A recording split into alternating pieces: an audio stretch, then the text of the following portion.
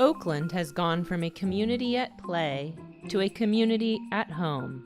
These are the stories and experiences of our Oakland residents while we are all home alone, but still in this together.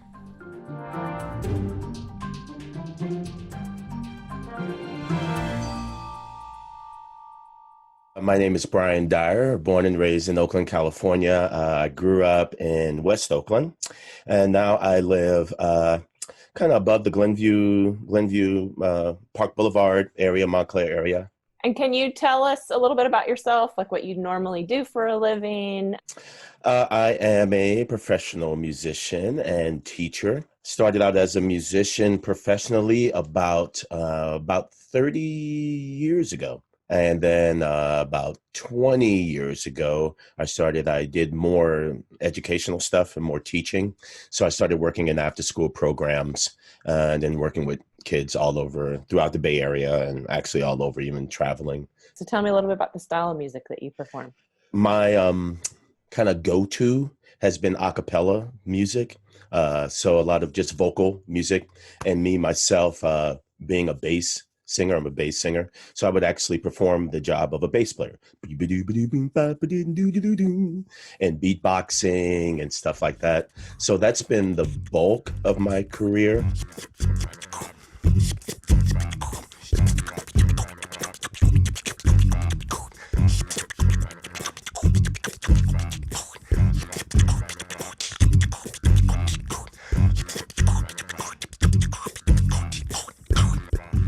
And then I've added a lot more. So I'm performing in like a New Orleans band, Shell and Friends, the Funk Revival Orchestra. I'm a lead singer.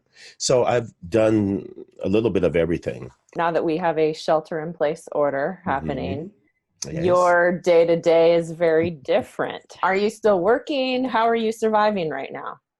Yeah, my day-to-day has changed. So obviously live performances have kind of gone by the wayside. I'm doing solo performances. I'm working with a loop station, a kind of loop machine. We're going to do a song for us musicians who've been out of work for a while. I tell you, after being off for so long, it's hard to get back to work because now I don't want to work. I just want to bang on the drum. I don't want to play. So I'm doing a lot of shows that way. I have a patron site on patreon.com where I give material, and so I record stuff. And then a lot of my teaching gigs, at first when everything hit, of course, everything was canceled because school was canceled. So, but the organizations I work with managed to get most of our contracts back. So I've been a videographer now. So I bought video software and kind of learned how to use it. So I'm making videos for kids a lot with the different school programs that I work with. And I also lately I did a TV show, SF Loves Learning. San Francisco the school district has a show that comes on for kids. And so I recorded something for that show. I want you to see in me all the things that I can be. And then for the various programs I've been working with throughout the Bay Area, I'm recording videos and making music videos for kids. Well, I know as a performer, it's that live connection, right, with your audience. And how is this different, and how does it feel for you? It feels good, actually, just to know that people are out there enjoying music and spending some time and taking the time to watch me, because everybody's doing virtual performances now. So, it's a little odd getting used to it as a performer.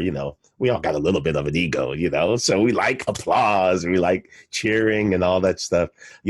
That's the interaction that we have as musicians with the audience. That's why we love audiences and really cherish audiences. And every time I do a show, I just thank people for coming because, they have so many options and what they could be doing and couldn't be doing.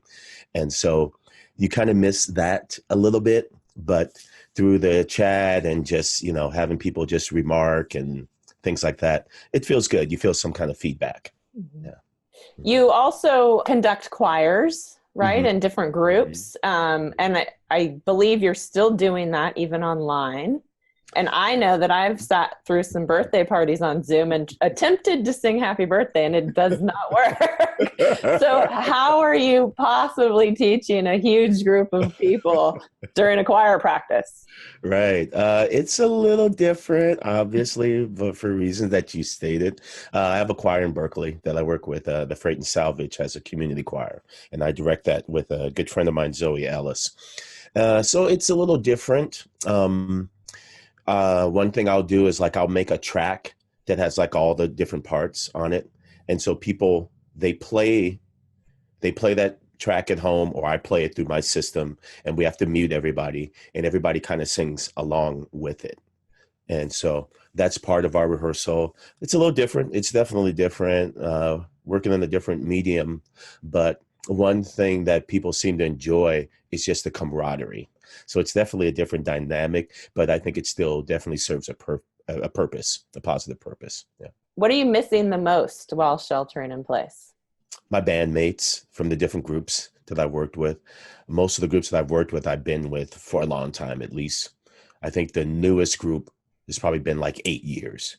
And the other groups have been 10, 15, 20 years. And so, I mean, of course, these people become your friends. These are people you go on the road with.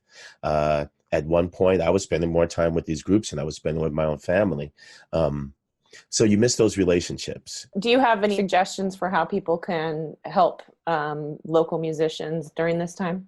People are doing live shows kind of like the way I am. And, you know, even if you can't stay and watch for the whole show, they usually have tips that they ask for. And so to just give what you can. So how can people find you? I have the Patreon site, patreon.com, and you can look me up, Bryan Dyer. I have a music page on Facebook also. I do a little bit of stuff on Instagram, and I have a website, BryanDyer.com. Marvin, he was a friend of mine, and he could sing a song. His heart in every line. Thank you, Bryan, for joining me today and doing your part to flatten the curve, and also for giving us some joy through the music that you provide. So hopefully people will be able to find you online. Great, thank you. I hope so too. If you are an Oakland citizen and would like to share your Home Alone Together story, please email us at ktop@oaklandca.gov.